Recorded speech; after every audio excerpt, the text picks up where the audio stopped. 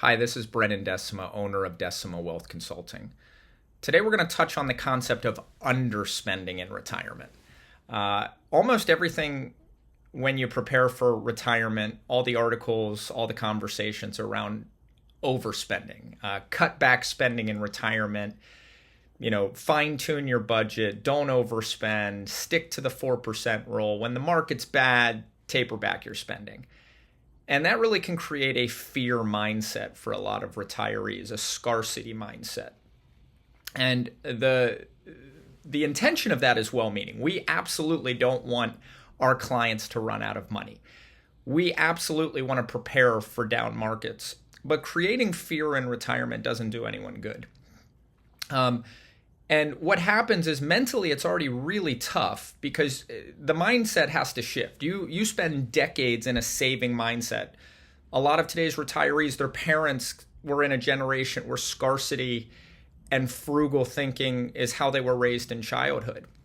So they've carried that mindset successfully, and they've created these really large nest eggs, and they're in a really, really good position to retire.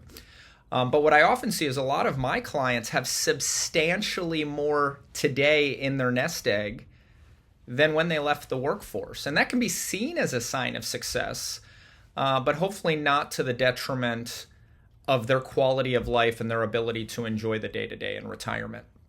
So there's a few things that I think we can do. The first is really understanding it's a mindset shift. You are climbing a mountain. You've accumulated a nest egg, you've gotten to the summit.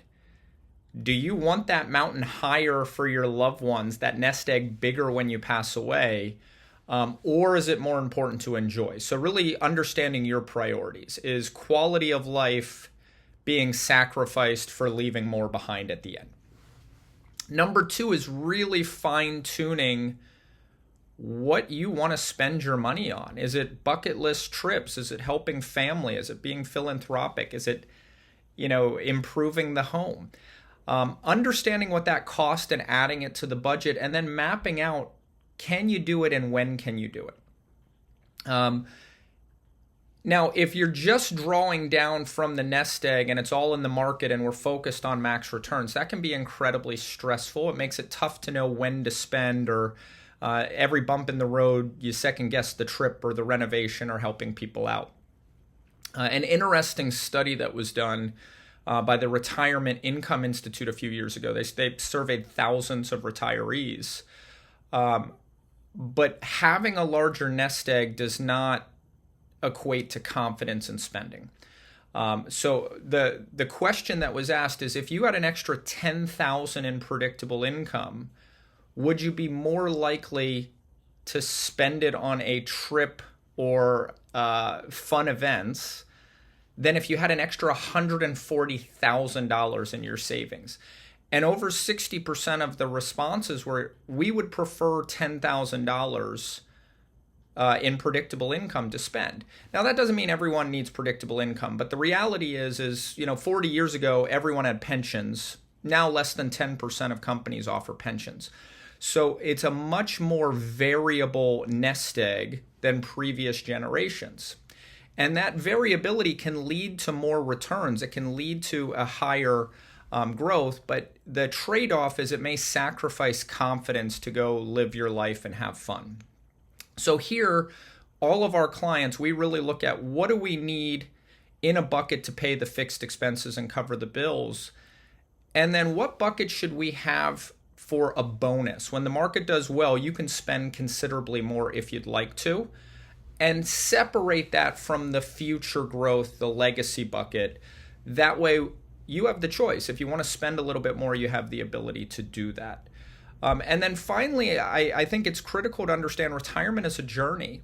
So on the front end of retirement, when hopefully we're the healthiest and most energetic and active, hopefully that's a time to really celebrate the new chapter and go out and do the things you were unable to do when you're working. But if we have that scarcity mindset and we haven't done the planning, we can be very hesitant to spend on the front end of retirement. We can really limit the enjoyment of this celebration because we're afraid of running out of money. And When we think about retirement as cyclical, that on the front end we may spend more, and on the back end we may end up spending less. Do we really want to put off that fun and then get to an age where we can enjoy the fruits of our labor with a much bigger balance?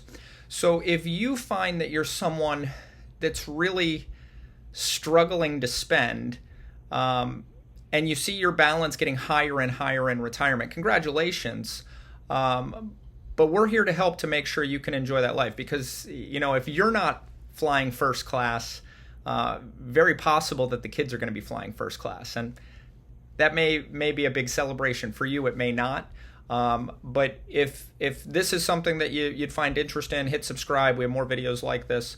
Or come to our website, decimawealth.com, and schedule an appointment to see how we can structure a retirement income budget for you.